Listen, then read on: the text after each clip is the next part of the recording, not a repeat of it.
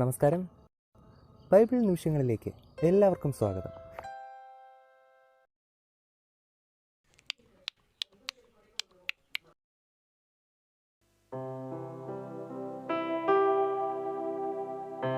അവർ എനിക്ക് പുരോഹിത ശുശ്രൂഷ ചെയ്യുവാൻ അവരെ ശുദ്ധീകരിക്കേണ്ടതിന് നീ അവർക്ക് ചെയ്യേണ്ടത് എന്തെന്നാൽ, ഒരു കാളക്കിടാവിനെയും ഊരമില്ലാത്ത 2 ആട്ടുകൊറ്റനെയും പുളിപ്പില്ലാത്ത അപ്പവും എണ്ണ ചേർത്ത പുളിപ്പില്ലാത്ത ദോശകളും എണ്ണ പുരട്ടിയ പുളിപ്പില്ലാത്ത വടകളും എടുക്കണം. ഗോതമ്പ് മാവ് കൊണ്ട് അവ ഉണ്ടാക്കണം. അവ ഒരു കൊട്ടയിൽ വെച്ച് കാളയോടും 2 ആട്ടുകുട്ടനോടും കൂടെ കൊട്ടയിൽ കൊണ്ടുവരണം. അഹറോനെയും അവന്റെ പുത്രന്മാരെയും സമാഗമന കൂടാരത്തിന്റെ വാതിൽക്കൽ വരുത്തി വെള്ളം കൊണ്ട് കഴുകണം.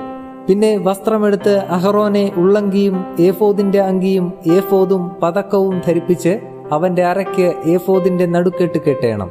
അവന്റെ തലയിൽ മുടിവെച്ച് വിശുദ്ധ പട്ടം മുടിമേൽ വയ്ക്കണം. പിന്നെ അഭിഷേക തൈലമെടുത്ത് തലയിൽ ഒഴിച്ച് അവനെ അഭിഷേകം ചെയ്യണം. അവന്റെ പുത്രന്മാരെയും കൊണ്ടുവന്ന് അങ്കി ധരിപ്പിക്കണം. അഹറോന്റെയും പുത്രന്മാരുടെയും അരയ്ക്ക് നടുക്കെട്ട് കെട്ടി അവർക്ക് തലപ്പാവ് വയ്ക്കണം.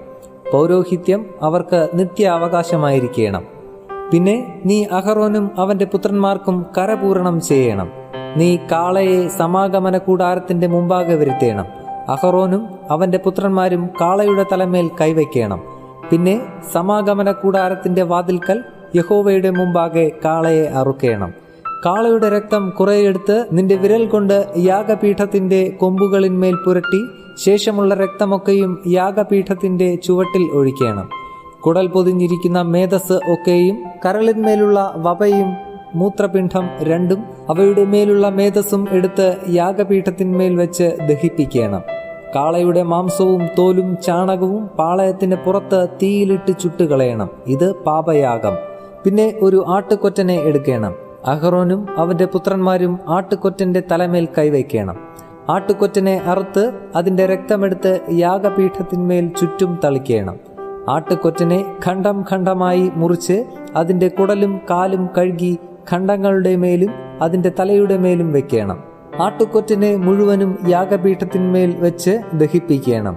ഇത് യഹോവയ്ക്ക് ഹോമയാഗം, യഹോവയ്ക്ക് സൗരഭ്യവാസനയായ ദഹനയാഗം തന്നെ.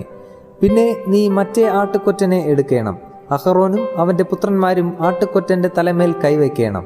ആട്ടുകൊറ്റനെ അറുത്ത് അതിന്റെ രക്തം കുറെയെടുത്ത് അഹറോന്റെ വലത്തെ കാതിനും അവന്റെ പുത്രന്മാരുടെ വലത്തെ കാതിനും അവരുടെ വലത്തെ കൈയുടെ പെരുവിരലിനും വലത്തെ കാലിന്റെ പെരുവിരലിനും പുരട്ടി രക്തം യാഗപീഠത്തിന്മേൽ ചുറ്റും തളിക്കണം.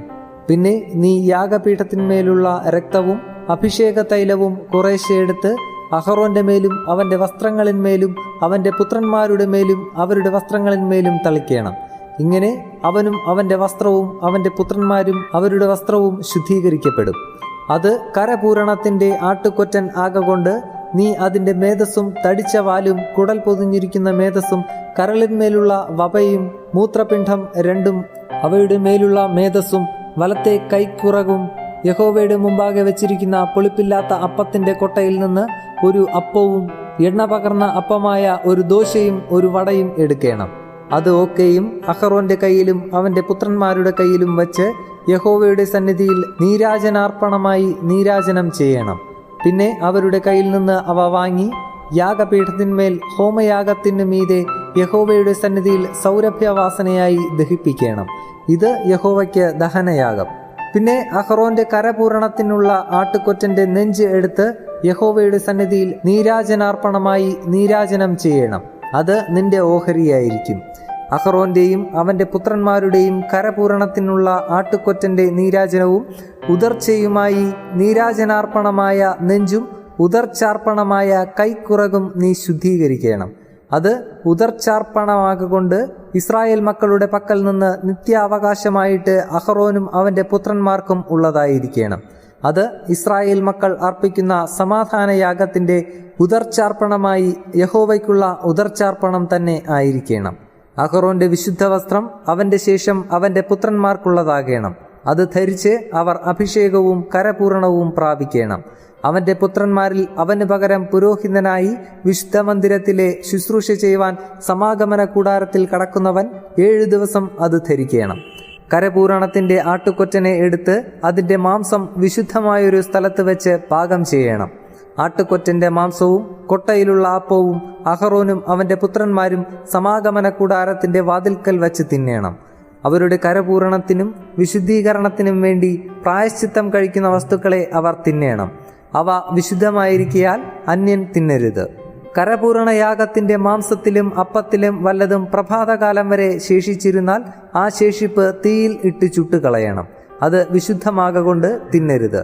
അങ്ങനെ ഞാൻ നിന്നോട് കൽപ്പിച്ചതുപോലെ ഒക്കെയും നീ അഹറോനും അവന്റെ പുത്രന്മാർക്കും ചെയ്യണം. 7 ദിവസം അവർക്ക് കരപൂരണം ചെയ്യണം. പ്രായശ്ചിത്തത്തിനായി ദിവസേന ഓരോ കാളയെ പാപയാഗമായിട്ട് അർപ്പിക്കണം. യാഗപീഠത്തിനും പ്രായശ്ചിത്തം കഴിച്ച് പാപശുദ്ധി വരുത്തുകയും അതിനെ ശുദ്ധീകരിക്കേണ്ടതിന് അഭിഷേകം ചെയ്യുകയും വേണം. 7 ദിവസം നീ യാഗപീഠത്തിനായി പ്രായശ്ചിത്തം കഴിച്ച് അതിനെ ശുദ്ധീകരിക്കണം. യാഗപീഠം അതിവിശുദ്ധമായിരിക്കണം. യാഗപീഠത്തെ തൊടുന്നവനൊക്കെയും വിശുദ്ധനായിരിക്കണം. യാഗപീഠത്തിന്മേൽ അർപ്പിക്കേണ്ടത് എന്തെന്നാൽ ദിവസം തോറും നിരന്തരം 1 വയസ്സ് പ്രായമുള്ള 2 ആട്ടിൻകുട്ടി. ഒരു ആട്ടിൻകുട്ടിയെ രാവിലെ അർപ്പിക്കണം, മറ്റേ ആട്ടിൻകുട്ടിയെ വൈകുന്നേരത്ത് അർപ്പിക്കണം. ഇടിച്ചെടുത്ത 1/4 ഹീൻ എണ്ണ പകർന്നിരിക്കുന്ന 1 ഇടങ്ങഴി നേരിയ മാവും പാനീയ യാഗമായി 1/4 ഹീൻ വീഞ്ഞും ആട്ടിൻകുട്ടിയോടുകൂടെ അർപ്പിക്കണം. മറ്റേ ആട്ടിൻകുട്ടിയെ രാവിലത്തെ ഭോജനയാഗത്തിനും അതിന്റെ പാനീയ യാഗത്തിനും ഒത്തവണ്ണം ഒരുക്കി സൗരഭ്യവാസനയായി യഹോവയ്ക്ക് ദഹനയാഗമായി വൈകുന്നേരത്ത് അർപ്പിക്കണം. ഞാൻ നിന്നോട് സംസാരിക്കേണ്ടതിന് നിങ്ങൾക്ക് വെളിപ്പെടുവാനുള്ള സമാഗമന കൂടാരത്തിന്റെ വാതിൽക്കൽ വെച്ച് യഹോവയുടെ മുമ്പാകെ ഇത് നിങ്ങൾക്ക് തലമുറ തലമുറയായി നിരന്തര ഹോമയാഗമായിരിക്കണം. അവിടെ ഞാൻ ഇസ്രായേൽ മക്കൾക്ക് വെളിപ്പെടും. അത് എന്റെ തേജസ്സിനാൽ ശുദ്ധീകരിക്കപ്പെടും. ഞാൻ സമാഗമന കൂടാരവും യാഗപീഠവും ശുദ്ധീകരിക്കും. ഞാൻ അഹറോനെയും അവന്റെ പുത്രന്മാരെയും എനിക്ക് പുരോഹിത ശുശ്രൂഷ ചെയ്യേണ്ടതിന് ശുദ്ധീകരിക്കും. ഞാൻ ഇസ്രായേൽ മക്കളുടെ മധ്യേ വസിക്കുകയും അവർക്ക് ദൈവമായിരിക്കുകയും ചെയ്യും. അവരുടെ മധ്യേ വസിക്കേണ്ടതിന് അവരെ മിസ്രയീം ദേശത്തു നിന്ന് കൊണ്ടുവന്നവനായി അവരുടെ ദൈവമായ യഹോവ ഞാൻ ആകുന്നു എന്ന് അവർ അറിയും. ഞാൻ അവരുടെ ദൈവമായ യഹോവ തന്നെ.